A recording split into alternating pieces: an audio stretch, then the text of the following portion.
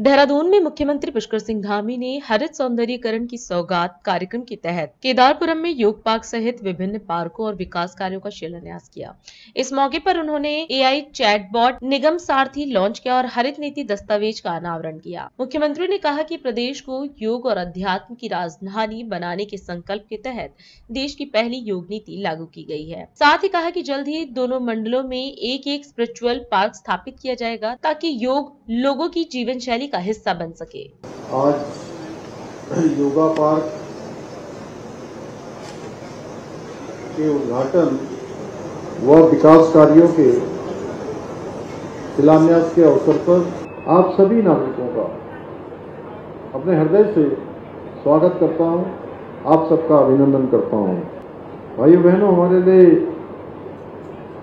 हर्ष का विषय है कि आज हरित देहरादून के संकल्प के साथ केदारपुरम पार्क सहित दो अन्य सुंदर पार्कों के लोकार्पण सहित विभिन्न विकास कार्यों के शिलान्यास के अवसर पर हम सब यहाँ पर एकत्र हुए हैं।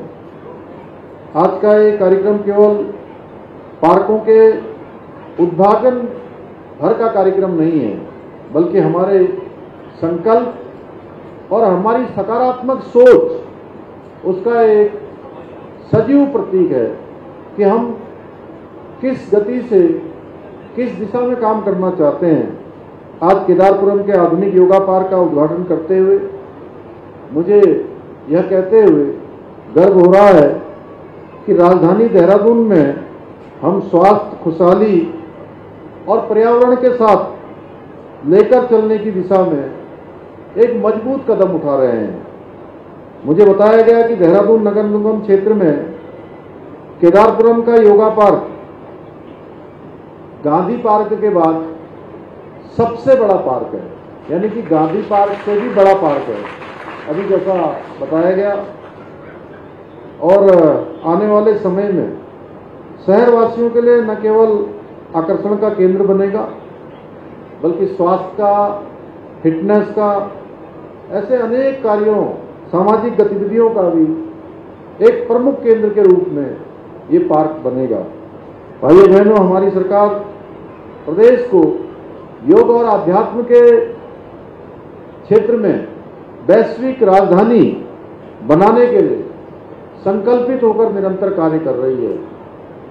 इसी उद्देश्य के साथ हमने इस वर्ष अंतर्राष्ट्रीय योग दिवस के अवसर पर प्रदेश में देश की पहली योग नीति लागू करने का भी कार्य किया है, जिससे प्रदेश में योग, ध्यान एवं प्राकृतिक चिकित्सा को और अधिक बढ़ावा दिया जा सके।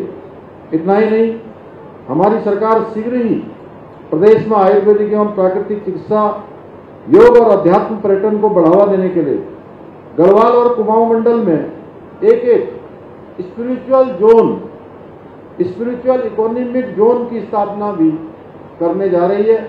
हमारा प्रयास है कि योग लोगों की जीवन शैली का अभिन्न हिस्सा बने, जिससे उनका शारीरिक, मानसिक और आध्यात्मिक विकास हो सके। इसी सोच के साथ आज लोकार्पित हुए केदारपुरम सहित अन्य पार्कों का निर्माण कार्य किया गया है। भाइयों बहनों, आज हम आदरणीय प्रधानमंत्री श्री नरेंद्र मोदी जी के आह्वान पर वर्ष 2020 में स्वतंत्रता दिवस के अवसर पर प्रारंभ किए गए नशा मुक्त भारत अभियान की भी 5वीं वर्षगांठ मना रहे हैं। अभी इस कार्यक्रम के समापन पर एक हम सब शपथ भी लेंगे।